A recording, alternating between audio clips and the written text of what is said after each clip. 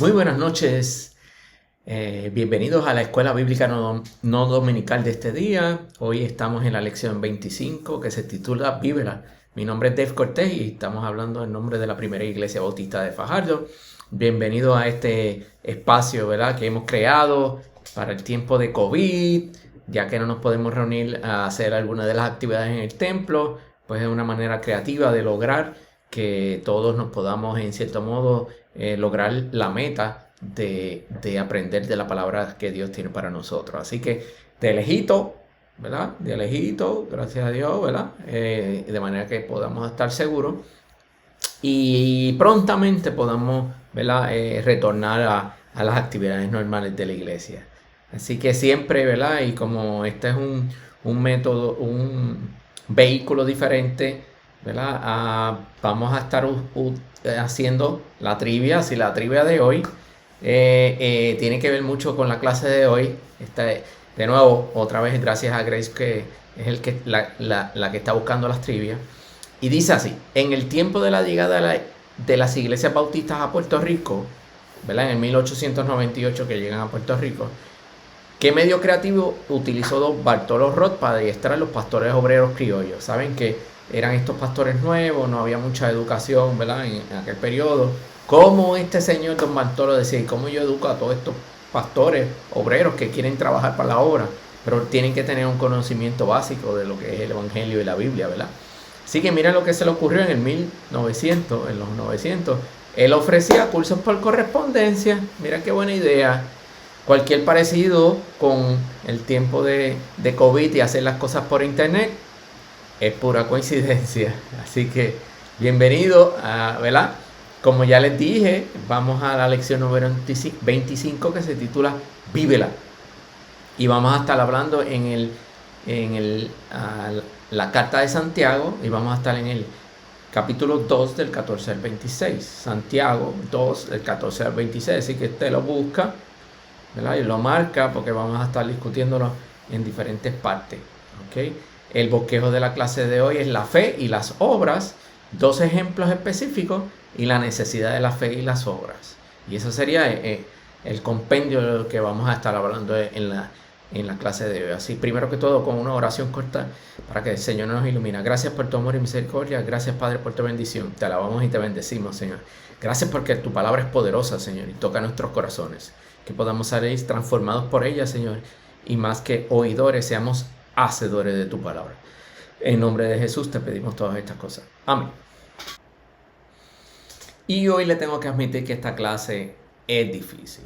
Es una clase que, si me dejan, nos quedaríamos hablando muchas horas, y no hay, porque después se me aburren y después aparenta que la ven, pero no la ven. Así que yo quiero ser conciso para que podamos verla. Porque hoy vamos a estar hablando, continúa, ¿verdad?, en realidad hablando sobre el concepto de la fe. Miren, ¿tiene fe en que lo van a atrapar si se tira para atrás? Él tiene fe.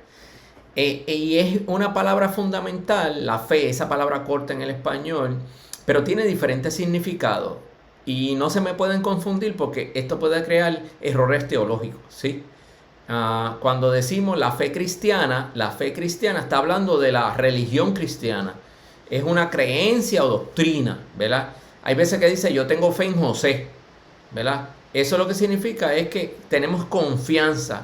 Y cuando vamos a ver, estamos usando la misma palabra fe para definir una cosa que es una doctrina y otra es una confianza. Y no tienen que ver una cosa con la otra. ¿Ok? Hoy, cuando estamos hablando de la fe en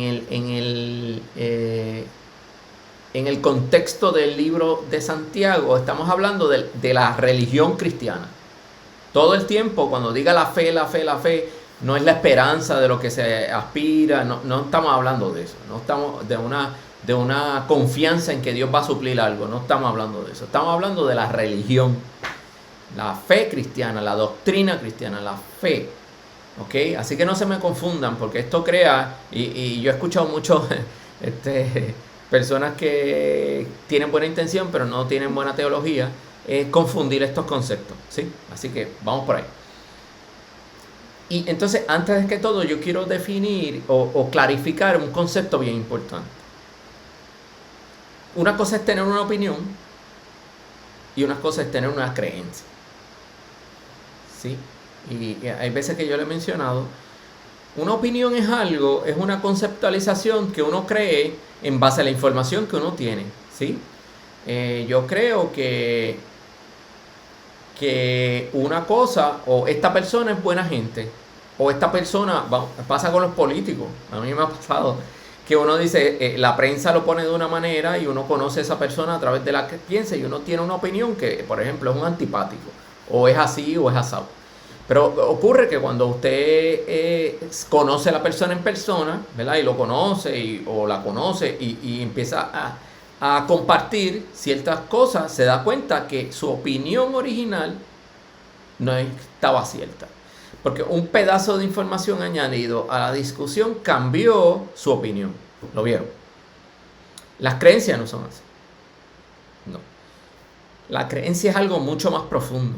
La creencia no tiene que ver con opinión, tiene que ver con uno cree algo y lo mete tan dentro de uno que cambia su percepción de su propia identidad.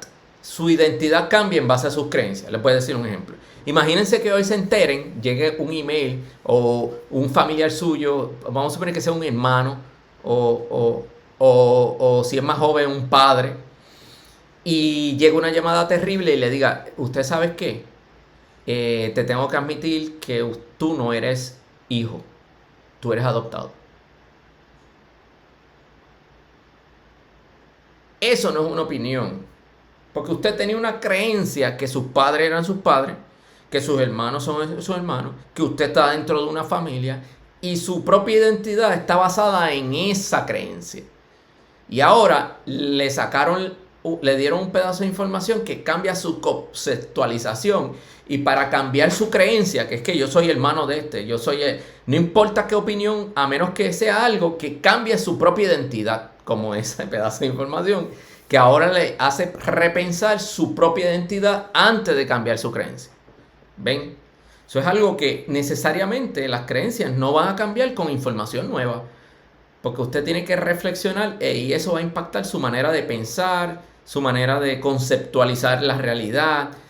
Las creencias usualmente nosotros las desarrollamos a través de nuestras vidas. Algunas las heredamos, algunas las desarrollamos. Y fundamentalmente define mi personalidad, quién yo soy. ¿Lo vieron? Y hoy vamos a estar hablando no de opiniones, de creencias. ¿Lo vemos? Muy bien. Ahora vamos a la fe y las obras. Me encanta ese. Vamos a hacer obra. ¿Verdad? Y ustedes saben que Santiago enfoca tanto en lo que significa las obras. Muy bien. Y vamos a Santiago 2 del 14 al 19. ¿Y qué dice ahí?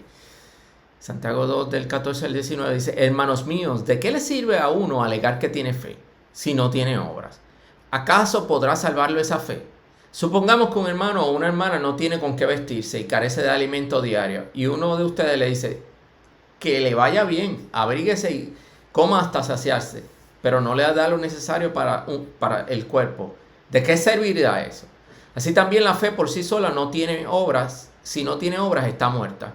Sin embargo, alguien dirá, tú tienes fe y yo tengo obras. Pues bien, muéstrame tu fe sin las obras y yo te mostraré mi fe por mis obras. ¿Tú crees que hay un solo Dios? Magnífico. También los demonios lo creen y tiemblan. ¿Ven? Entonces no se me confundan porque estamos hablando, hermanos míos, de qué le sirve a uno alegar que tiene una religión si no tiene obras. ¿Acaso podrá salvarlo esa religión? ¿Lo vieron? Esa creencia, alegar que uno tiene una creencia si no tiene acción. ¿Acaso podrá salvarlo esa creencia? No confunden la palabra. Estamos hablando de la definición de creencia. Y entonces esto, como es creencia, y la creencia define mi personalidad, mi carácter. ¿Quién tú eres? Es una palabra fundamental. ¿Quién tú eres? Hay personas que su identidad la toman del barrio de donde nacieron, de la familia de la cual son. Hay familias famosas, ¿verdad? Lo toman de su su pueblo, de su nación, ¿ve? De su empleo, ¿verdad? De lo que uno estudió. Y esa sumatoria de cosas van definiendo mi identidad. ¿Lo vieron? Entonces dice, Santiago nos dice, pues bien, muéstrame tu fe, tu creencia sin las obras, y yo te mostraré mi creencia por mis obras. Porque lo que nosotros creemos y mi identidad tiene que tener resultado. Mi identidad tiene que tener acciones. Tiene que tener un resultado. Si no, no existe. Porque ¿cómo es que yo puedo tener una creencia que no accione mi manera de pensar? Las convicciones cambian nuestra identidad de persona. Esa convicción redefine mi pensamiento en cómo yo soy. ¿Qué es lo que yo tengo que ser? Y pasa mucho en las historias bien chéveres que a mí me encantan. Las historias de el viaje del héroe. Como en Star Wars, que viene Luke Skywalker y descubre que su identidad era de que él era una persona del campo, bueno, era un desierto, y que era hijo de una persona que lo que se dedicaba era a sembrar, y entonces de momento se da cuenta que su papá en realidad era un gran caballero de los Jedi y que él tenía una gran identidad diferente y que había un futuro grandioso en una gran cruzada. ¿Vieron? ¿Ven? Estas historias a nosotros nos toca el corazón porque es el proceso de cambio de identidad. Y a toda persona que ve esto, especialmente en las novelas, en las historias, en los cines, ve este proceso de cambio de identidad, a todos nosotros nos fascina porque aspiramos a tener la fortaleza de lograr algo como eso. ¿Ven esto? Entonces le voy a decir le voy a hacer un ejemplo raro. Síganme, por favor, no se me pierdan. Miren, vamos a hablar de esto. Vamos a hablar de la dieta mediterránea. ¿Ustedes han oído eso?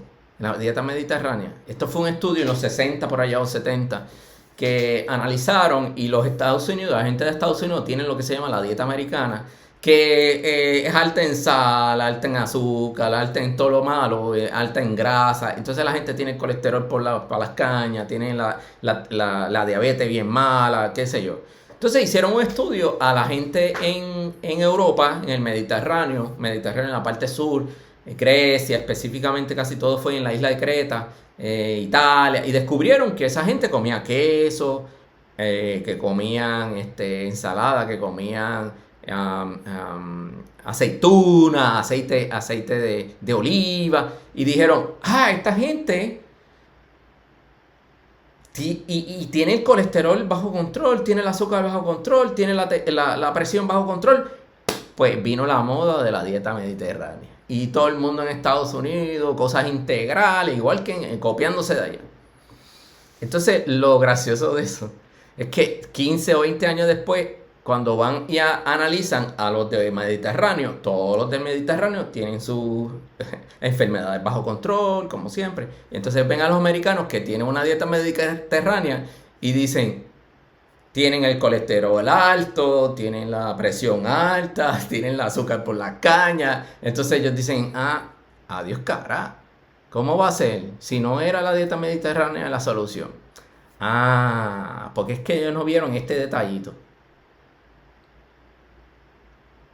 En el Mediterráneo, especialmente en Creta que hicieron los estudios, son cristianos ortodoxos. Y los cristianos ortodoxos no solamente comen eso, sino que tienen un calendario de cómo comerlo. Calendario religioso. Entonces, miren esto es abril, en Grecia, abril, ese es el mes de abril. Y ven que el 1 dice, y tiene como un cosito ahí, como una cosita tachada, ¿sí? ¿Lo ven? Eso significa que esos días, en abril, no se puede comer aceite. 0 aceite. Del 1 al 6, ven, 0 aceite. El domingo 7, que es eso, un pescadito, es que lo que se come es pescado. Y del 8 al 13, al 12, no hay aceite. El 13 y el 14 sí. ¿Lo ven? Del 15 al 20 no hay aceite. Y entonces si usted coge la dieta de ellos y la mete en ese calendario, va a tener ese resultado. Y si coge la americana y la mete en ese calendario, va a tener el resultado de la dieta mediterránea, porque no era lo que comían, sino es lo que comía sumado a cómo lo comían. Eso es lo que estamos hablando aquí. Es qué yo hago con mis convicciones. Y en la Biblia dice que tenemos que ayunar. Y esta gente dijeron, pues que como la gente está desorganizada, vamos a organizarlo y vamos a hacer un calendario de ayuno. Y lo pusieron ahí. Hay gente que dice, eso es muy fuerte. Sí, pero ante la falta de pan galleta, si usted no lo hace nunca, pues use uno algo que sí, que se usa. Ellos lo organizaron. Y entonces, de momento, mi fe, que en este caso es la de ellos, que dice la palabra, que ayunemos, que nos acerquemos a Dios, que hagamos esas cosas, resulta en una mejora de salud. ¿Cómo usted explica eso? Porque si uno sigue las instrucciones del que hizo el diseño del equipo, el equipo funciona bien. ¿Ven eso? Mis convicciones tienen que tener acciones en todos los realmos de nuestra vida, en todas las áreas de nuestra vida. Todas las que sea. Y vamos a hablar de dos ejemplos. Y digo, ¿what? Vamos a ver dos ejemplos que nos da Santiago. En los versículos del 20 al 25 dice, ¡qué tonto eres! ¿Quieres convencerte de que la fe sin obras es estéril? ¿No fue declarado justo nuestro padre Abraham por lo que hizo cuando ofreció sobre el altar a su hijo Isaac? Ya lo ves, su fe y sus obras actúan conjuntamente y su fe llegó a la perfección por las obras que hizo. Así que se cumplió la escritura que dice, le creyó Abraham a Dios y esto se le tomó en cuenta como justicia y fue llamado amigo de Dios. ¿Cómo puedes ver a una persona, se le declara justa por sus obras y no por su fe? De igual manera, no fue declarada justa por las obras aún la prostituta Rahab cuando los hospedó a los espías y los ayudó a huir por otro camino. Y de nuevo, no se me pierdan. Sustituyan la palabra fe por religión, por creencia. Cuando quieres convencerse de que tu religión sin obra es estéril, no fue declarado justo nuestro Padre por lo que hizo cuando ofreció, sino por su acción. ¿Ve? Su creencia llegó a la perfección porque hizo la obra. Eso es lo que está diciendo ahí. Mi convicción, vamos a usar la palabra correcta, produce una palabra en inglés que se llama skin in the game. A mí me encanta eso. Porque desde las gradas es un mame. No, vamos, ¿verdad? Y no sé si a usted le pasa eso, que usted jura y critica a aquel que brincó la verja y la hizo mal. Pero si usted lo hace, le pasa como el segundo, que no puede hacer ni la mitad. Skin in the game es cuando usted tiene carne en el juego. Cuando usted apuesta, ¿verdad? Que el concepto de la apuesta a algo y no tiene una opción de retirarse sin tener algo, sin poner algo que tenga valor a cambio. Cuando habla de Abraham y Dios, él escucha que Dios le dice que sacrifique a su hijo dentro del plan que Dios tenía, que sacrifique a su hijo.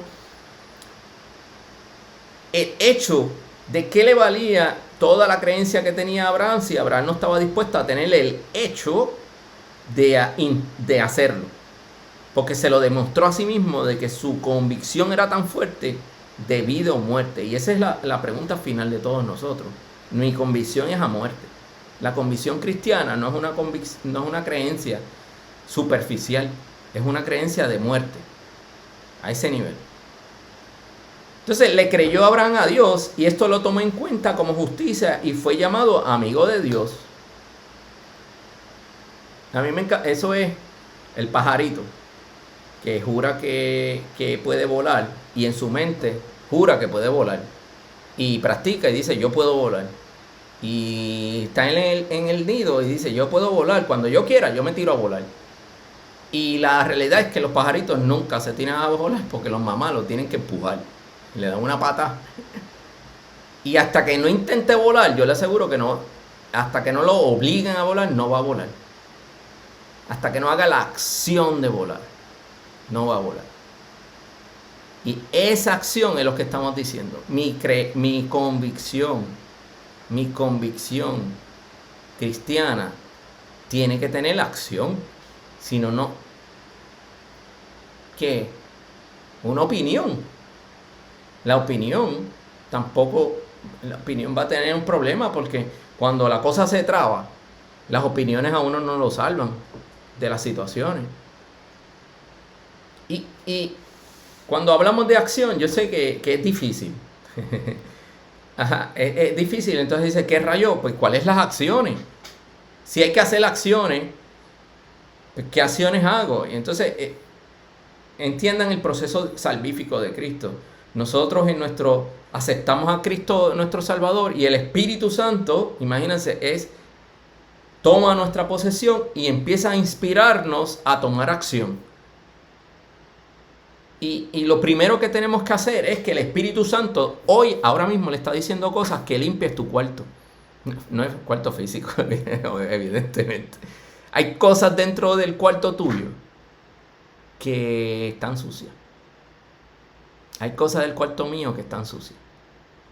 Cosas que tú traes de amargura, de cosas que tú te sientes que no eres adecuado, que hay que limpiar. Y el único que lo puede limpiar es Cristo. Porque hay veces que estamos hasta ciegos al punto que estamos ciegos. No sabemos lo que no sabemos. Y lo primero, hay personas que se meten a la cristiandad y quieren salvar la iglesia, quieren salvar al pueblo, quieren salvar al mundo.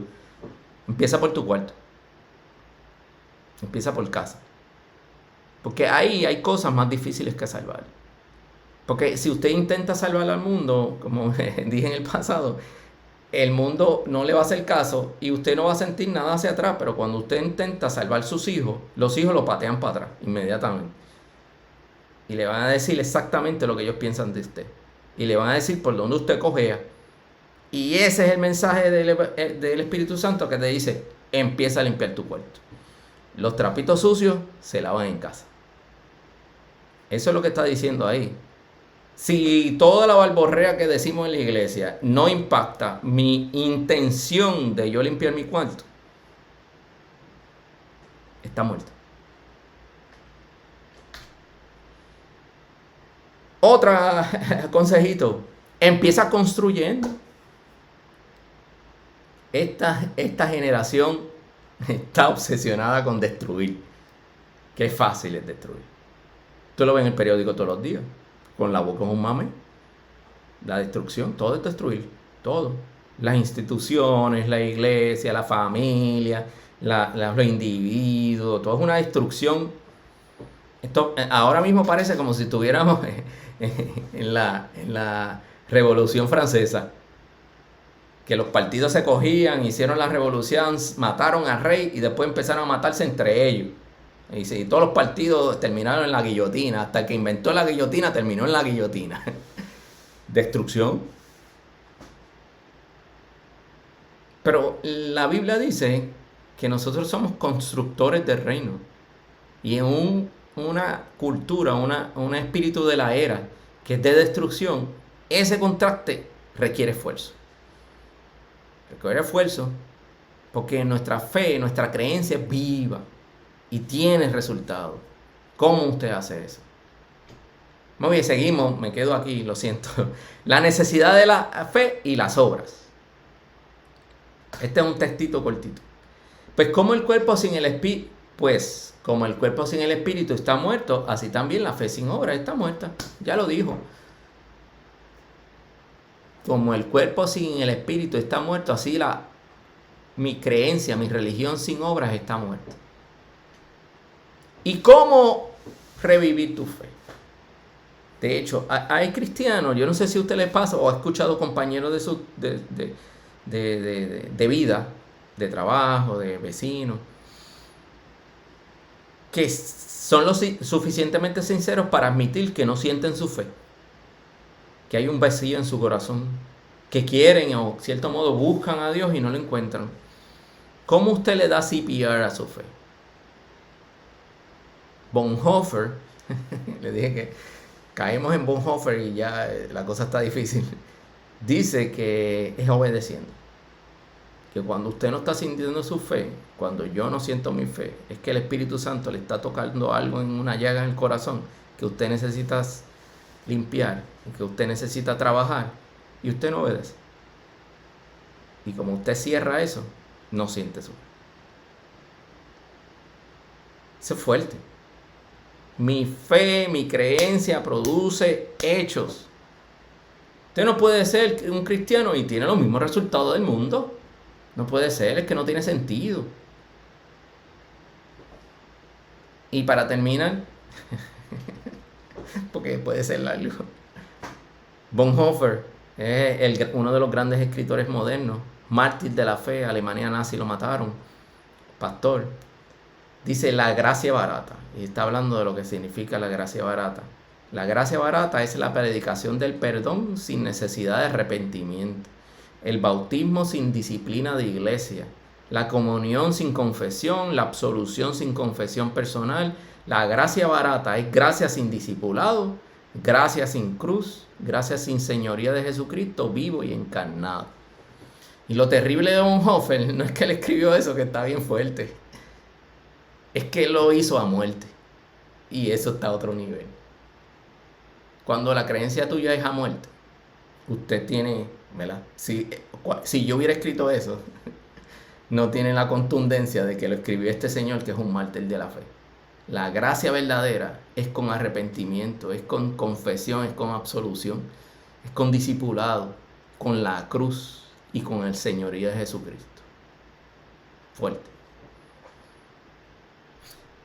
Así que en resumen, de igual manera que los antiguos libros de sabiduría, como los proverbios, se busca la fe de los pueblos, se manifestará en los caminos de sabiduría. Santiago busca ante todo que la fe se manifieste en la vida de nuestra comunidad, y usa el lenguaje de la epístola en obras.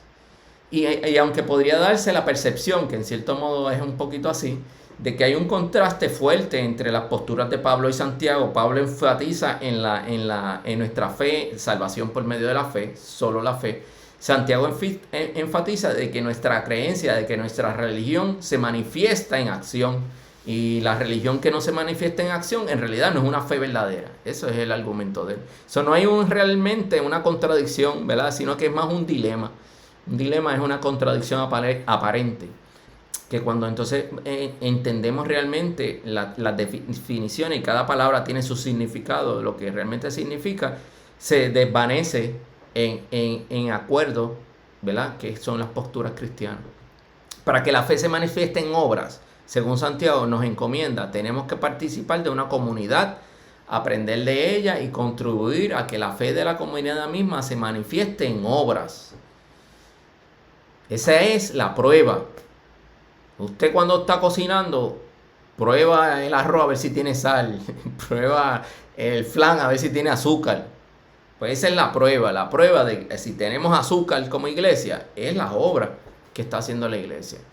La prueba de que nuestra familia cristiana tiene sal, la sal cristiana, es a través de la obra de cada uno de nosotros. De igual manera, individual, familiar, comunal y nacional, en los 4 niveles, ¿verdad? Que nos impacta.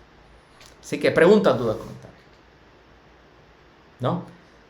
Cualquier cosa me postean ahí, ¿verdad? Hay muchos comentarios bien bonitos, se los agradezco mucho, ¿verdad? Hacemos esto con mucha alegría, ¿verdad? Y es parte de mis obras, en cierto modo, ¿verdad? De ayudar y compartir nuestra llamado a la comunidad cristiana. Así que oremos para tener una fe viva en acción. Viva y acción. Gracias, Padre, por tu amor y misericordia. Gracias por tu palabra, Señor, porque es poderosa, Señor. Te pido, Señor, que esa palabra cale en nuestros corazones, Señor, transforme, entre en nuestro corazón, Señor, y que nos transforme y nos haga hacedores de tu palabra, obedientes a ti. En el nombre de Jesús te pedimos todo. Amén. Así que muchas gracias. Dios me los bendiga, Dios me los cuide, cuidadito por ahí, protéjanse, trátense bien, con mucho amor y con las obras del Espíritu Santo. Dios me los bendiga. Adiós.